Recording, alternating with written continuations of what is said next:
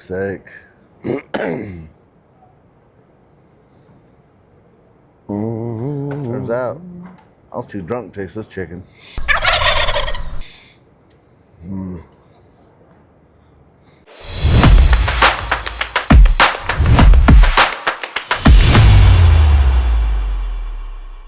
I don't know what to say.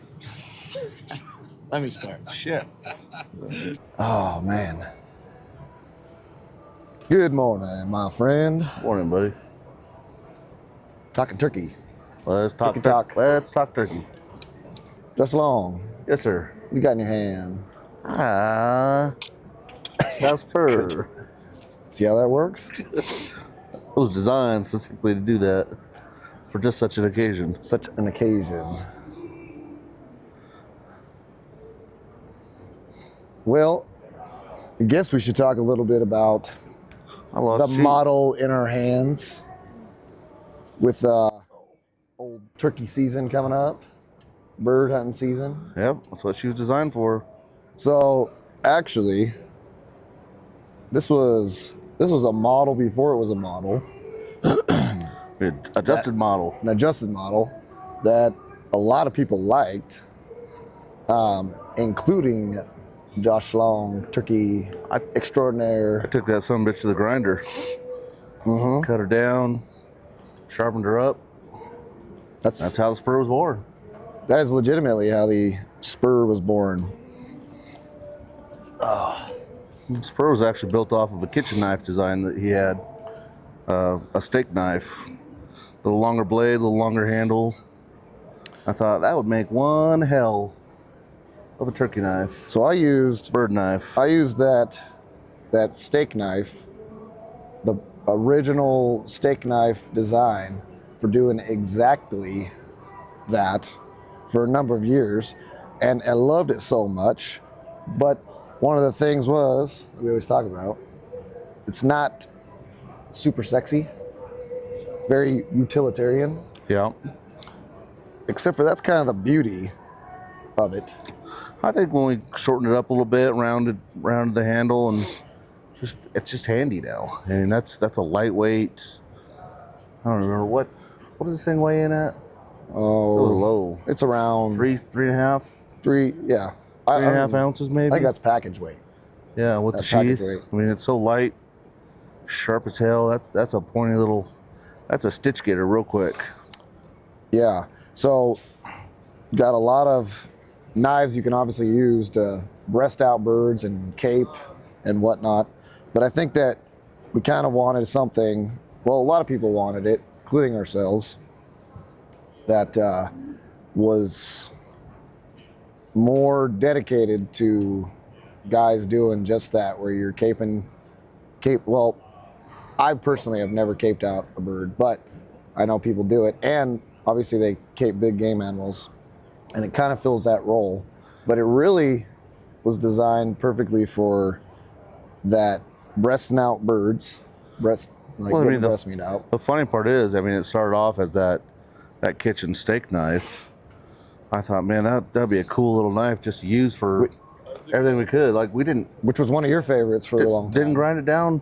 We weren't even gonna make it. Weren't even gonna sell it. I was like, man, that would be a handy little knife. So I cut it down for myself. And it turned out to be a hell of a design. The first prototype of the Spur. I still carry. It's in my backpack. Old Turkey Long created. Old Turkey Long created.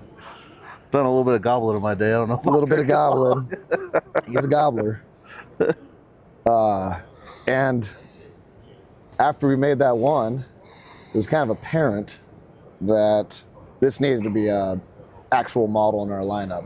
Well, just trying to find one that fills that little void. I mean, you know, I have boxes of knives at home and just shit that I've collected over the years, and just none like that. You know, there's a couple companies that have something similar, some dedicated knives, but I just feel like they're similar. They're missing something. They're usually missing something in the final outcome of it. Yeah. Like when you put this in your hand, it locks into your hand. You're not afraid you're gonna slip out and come out of it, and that's a big deal. I mean, I used this on my last elk, on my last cow elk, and it was perfect for going through, like, because it's so thin, perfect for going through the joints, perfect for taking back straps out. So it's not like it's just for bird. No. Not just for bird. And you know, when I cut that one down, wasn't even a bird knife that I was thinking of. Good morning. No, you're good. You're all right. Come on and talk. Yeah. We're just over at the Brandon Barber's beard oil booth. We're doing haircuts and shaves, beard trims. I could use one of those. He could use both. I can use both. Awesome. Thank Nice. you. Bye, yeah. Yeah, thank you.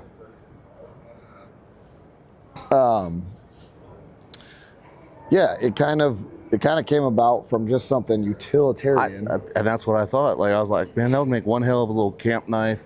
Yep. You know, just everything in camp. Cooking our meals, just cutting rope, whatever. That's just a utility knife. So what changes? The little changes we made to it, I think we shortened the grip. We shortened the grip a little bit. We changed the angle of the back of the grip. Yep. We shortened the blade. By we a kept little that bit. nice fine tip for all the detail stuff. But then we added jimping, which is something. Added jimping on the back. Which really does. Well, and we added the spur, the big finger guard. The spur guard. Yeah, because mine doesn't have that. Yeah. That was something we decided, and I love it. I like how it blocks your hand, keeps you from slipping up. It's kind of funny how. Especially when you're in the tight grooves of everything, you know. You're trying to skin out a skull, get around the horns, the eyes, all that shit. You're gonna quick way to get cut. Well, that was one of the things, is that it was a little bit longer, and we kind of wanted something where when you choke up like that, if you were working around, you know, trying to cape out, you can really cover up that point if that's something you want to do and control that. Or just the finite work of it. I mean, you know, when we made the prototype. Well, we made the first prototype, and then we made the final edition prototypes, I guess. Yeah. And then obviously it comes down to, well, what kind of steel you want to put on this, because, you know, when you're breasting out birds, you don't exactly need an edge that holds till. This is the actual prototype. There's the actual. Ever since. There's the Spur original right there. The one we ground down. Yeah. You know, we kept everything. The only thing we added was that finger guard to it. Jimping. Yeah, and jimping. Yep. That's the OG. It still says JF Blades on it. Yep. That's an OG. We chose AEBL for this one because of how easy it is to maintain. Yeah. Because since you don't, you know, the likelihood of you contacting a bunch of bones and whatnot, needing that extra edge holding like you'd get from Nitro V, you don't necessarily need in a blade like this. And AEBL is fantastic. Yeah, it's I mean, so it's still easy to touch up. It holds a great edge. It's the tough. edge retention of it, and just the low maintenance to keep a hair popping blade. You know, it's also a very economical steel. Yep. And that was kind of one of the things. So, you know, we put these out there. These are $185. I mean, in the high-end realm of knives, in the actual, you know, top end, that's a price that's hard for people to touch with it in this. I mean, even we went to Cabela's yesterday. Yeah. Over there in, was it Lehigh? Yeah, Cabela's at Lehigh. Man, when there's buck 110s are up to $60, $70 a piece. That's surprising. You know, everything's gone up. It's, you know, we're not trying to gouge anybody on things. We have a lot of work into all these. Yeah.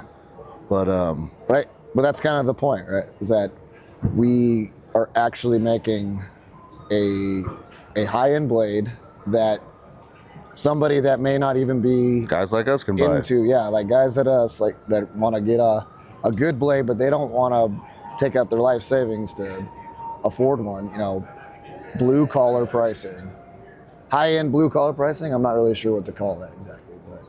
I don't know, one of the Miller High Life of knives. The champagne of beers, champagne of knives. Well, Miller High Life, the champagne of beers. Yeah, champagne of beers. Champagne. See, we're cultured swine. We are cultured swine.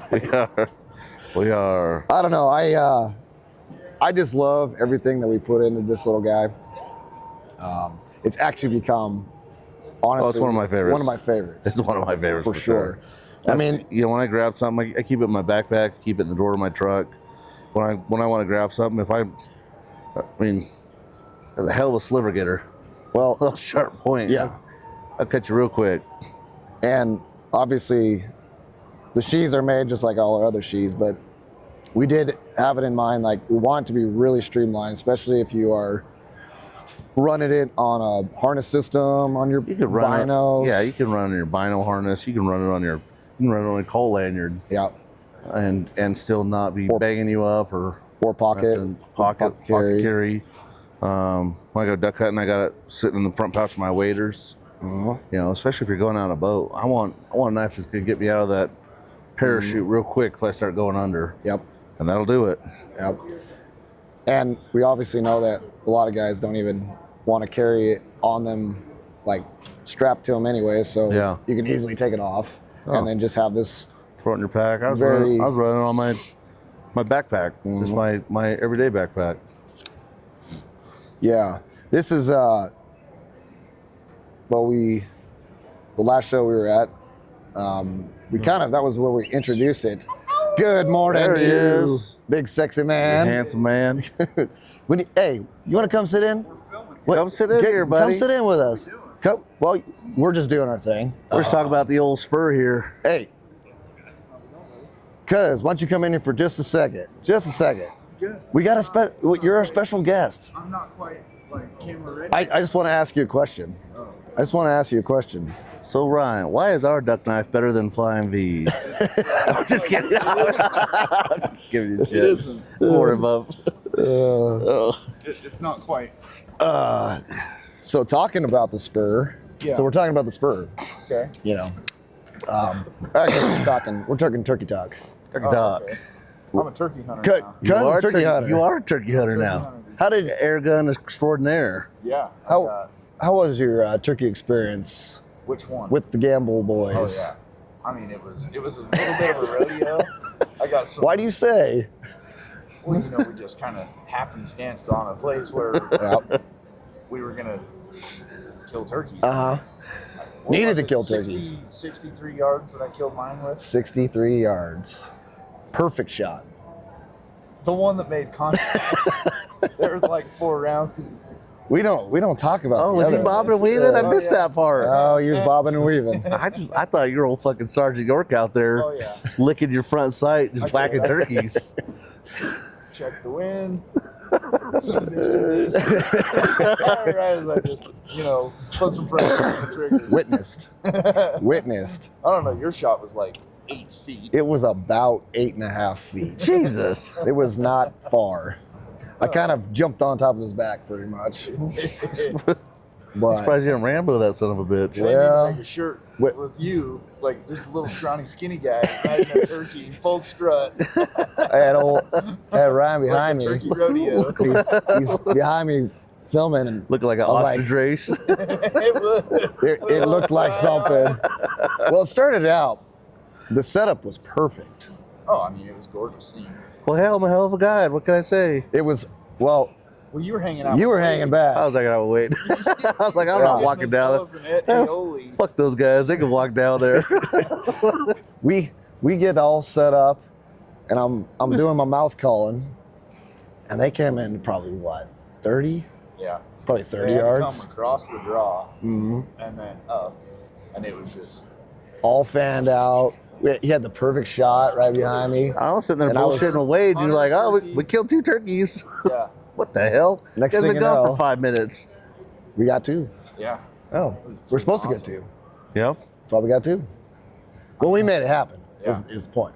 100% we did. We made things happen. It's all skills. Yep. We're killers. We're killers. Mad skills, not hunters, killers. Yeah, killers. The only thing I was missing last year, so I killed the Rio with you guys.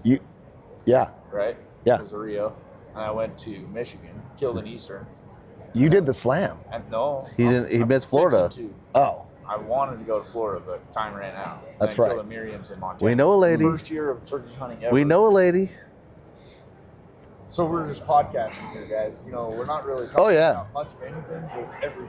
Oh, we're just, All bull- world problems. we're just bullshitting, solving world problems. We solve do. world problems. Well, we One did. problem. You wanna hear That's for something funny? sure, huh? We solved You a wanna hear couple something problems funny? last night. I saw Friday how happy he is with our sales so far at the show. We brought exactly one pink knife. He was pissed to make it. I was like, we're gonna sell that pink knife. And I said, It's already gone. I fucking. I was like, one I of the will walk outfitters out of goes, here. He goes, you guys got a pink knife for my girlfriend? I was like, I fucking do actually. Well, it's fun being on here with you boys. I'm glad you came by. We're I like, hope you guys have a good show. thank Yeah, you, buddy. buddy. Oh, I think you'll be around. Yeah, I'm gonna be around. Yeah. I always need a new knife, and Yeah. I know the guys who come and get one. Well, you take whatever you want. Yep. You know the guys. All right, come on, Josh. Get over my shoulder. I gotta go. I got work See for you that guys. motherfucker. You're not taking him. I can't. I got work for him. Whoa. Thanks for stopping in, buddy. Thanks for stopping in. Later, brother. Well, hell, Love that guy. it doesn't get any better than Cousin Ryan. Doesn't get any better. Yeah, that was actually perfect timing because he is part of the turkey experience prototype Spur turkey experience. That was a fun day. That was a fun day. What We had a fun good week. time. We had a good time. Went and set up that wall tent and Yep. fried up some turkey by the river. Yep. Oh, a good damn Delicious time. turkey with some delicious aioli. Yeah. Yeah. Well, hell, Well, hell, Ricky. I'm glad. I'm all I glad gotta old say cuz about got that. to get in here. That's what I was kind of hoping that he would stop in and talk about the turkey experience. oh yeah. So, yeah, coming up in the near future, we're gonna be doing a step-by-step on how to cape out your birds, your trophy birds, and everything with the Spur. Show how well it works and all the features that kind of went into the making of it. We'll go over some edge maintenance, Edge maintenance, clean everything up. you know, the whole 9 yards with why this is the perfect little bird, hunter's blade, caper, you know, the full thing. And like I said earlier, not just birds, but that's obviously being named the Spur, what it was designed to do. So we'll have that coming up real soon with some good content behind it and let you guys see just how well it does for its intended use. So thanks a lot, everybody, for tuning in, and we will have more for you soon.